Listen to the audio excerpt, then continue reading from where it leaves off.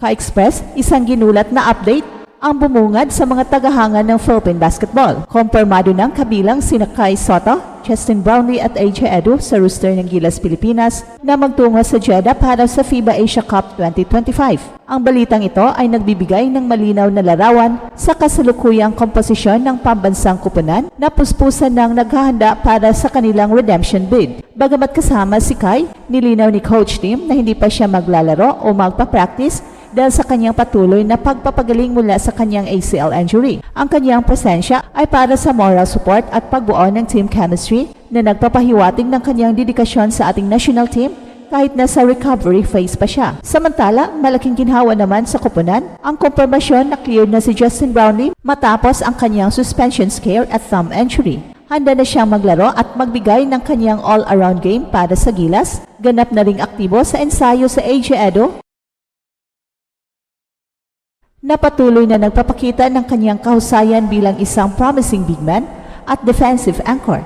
Ang pagkakompleto ng tatlong pangalan na ito sa roster ay mahalaga para sa strategy ni Coach Tim Cone at nakatakda silang humarap sa Macau Black Bears sa isang tune-up game sa July 28. Ang mga kaganapang ito ay nagpapakita ng pagiging seryoso ng Gilas sa kanilang Asia Cup campaign at manatiling nakatutok para sa mga huling detalye habang papalapit na ang torneo. Ang balitang kumalat ngayon sa buong Philippine basketball community ay isang ginulat na update.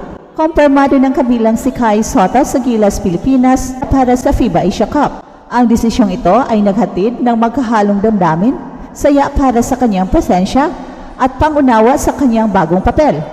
At agad nilinaw ni Coach Tim na hindi pa siya maglalaro o magpa-practice sa Asia Cup. Ang kanyang pangunahing papel ay nakatuon sa moral support at pagbuo ng team chemistry, isang mahalagang aspeto sa paghubog ng matibay na samahan ng mga manlalaro sa ilalim ng pressure ng international competition. Ang pagkakabilang ni Kai sa Asia Cup delegation sa kabila ng patuloy niyang pagpapagaling mula sa kanyang ACL injury ay nagpakita ng pambihirang bilis ng kanyang rehabilitasyon. Ito rin ay patunay sa kanyang malalim na dedikasyon sa ating national team na handa siyang sumusuporta kahit nasa recovery phase pa siya. Ang kanyang presensya sa team travel ay isang mahalagang hakbang upang mapanatili siyang integrated at familiar sa sistema ng Gilas. Kahit hindi pa siya aktibong nakikilahok sa laro, kamakailan nasilayan siya sa kanyang Instagram story na nagsagawa ng plyometric box jumps, isang napaka-positibong sinyales ng paglago ng kanyang lakas at eksplosibo. Ang milestone na ito ay hindi lang basta pisikal na pagaling,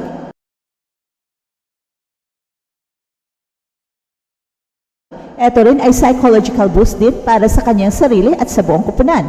Ang pagiging like a sponge niya sa camp na sumisipsip ng kaalaman at nagmamasid sa mga plays ay nagbibigay ng pag-asa na malapit na siyang makabalik sa court. At ang kanyang pagdating ay nagbibigay ng panibagong momentum sa Gilas sa kanilang paghahanda at inaasahan na makakatulong ito sa pagbuo ng chemistry lalo na para sa mga mas importanteng torneo sa hinaharap tulad ng World Cup qualifiers. Ito ay isang maagang simula sa paglalakbay ni Kai pabalik sa full form.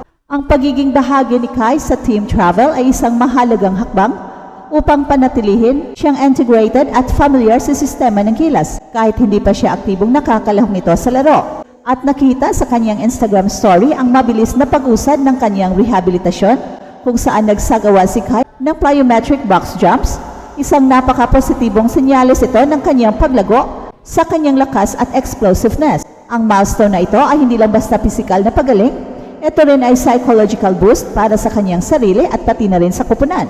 Kahit na alam nating hindi pa siya makakalaro sa nalalapit na Asia Cup, ang pagiging bahagi ni Kai sa camp bilang sponge na sumisipsip ng kaalaman ay nagbibigay ng pag-asa na malapit na siyang makabalik sa court. At ang kanyang pagdating ay nagbibigay ng panibagong momentum sa Gilas sa kanilang paghahanda. At inaasahan na makakatulong ito sa pagbuo ng chemistry, lalo na para sa mga mas importanteng torneo sa hinaharap. At maliban sa balita tungkol kay Kai, ang Gilas Pilipinas ay patuloy sa pagbuo ng kanilang puwersa para sa Asia Cup Redemption Arc. Isang malaking ginhawa sa kupunan, ang kumpirmasyon na cleared na si Justin Brownlee at handa ng maglaro. Matatandaan, nagkaroon siya ng suspension scare at thumb injury, pero ngayon ay wala na itong isyu at ganap na siyang makakatulong sa kupunan.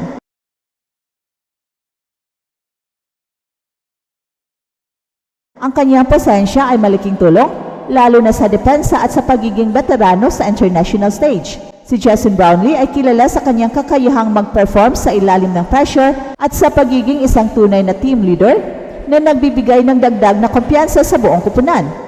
Ganap na ring aktibo sa ensayo sa AJ Edo na patuloy na nagpapakita ng kanyang kahusayan bilang isang promising big man at defensive anchor.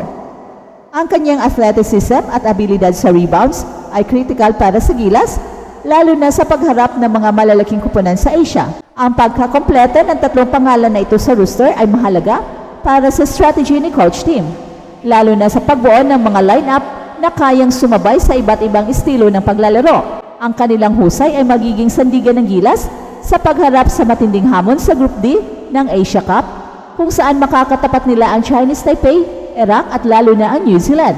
Ang chemistry na mabubuo sa pagitan ni Justin Brownlee at AJ Edo, kasama ang pagbabalik ng mga PBA players mula sa finals, ay magiging susi sa pagkamit ng kanilang layunin na bumawi. Kasalukuyang nasa rurok ng kanilang paghahanda ang Gilas Pilipinas para sa FIBA Asia Cup 2025. Bilang bahagi ng kanilang final preparations, ang kupunan ay magsasagawa ng isang short camp sa Pampanga mula July 25 to 27. Ito ay mahalaga para sa huling paghasa ng kanilang mga plays, pagpino ng kanilang triangle offense, at pagbuo ng mas matibay na samahan bago ang torneo. Ang intensive camp na ito ay magbibigay daan sa coaching staff na masubukan ang kanilang kombinasyon ng manlalaro at tiyakin na ang bawat isa ay familiar sa sistema. Ang mga ganitong klase ng kampo ay critical para sa isang kupunan na may halo ng mga veterano at bagong mukha upang magkaroon ng seamless integration. At bukod sa Pampanga Camp,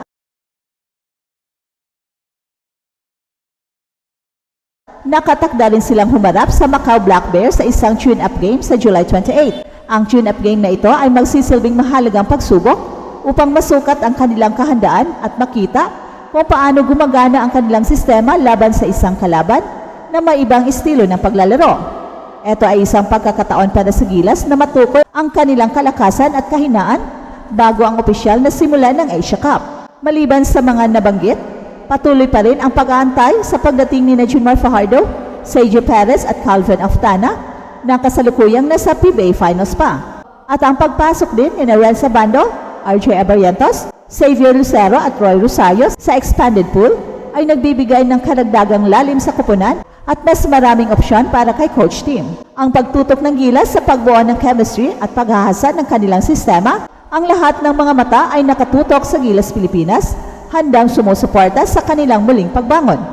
At ito ang Express Info kung saan bawat kwento, ginulat ang mundo. Don't forget to like and subscribe.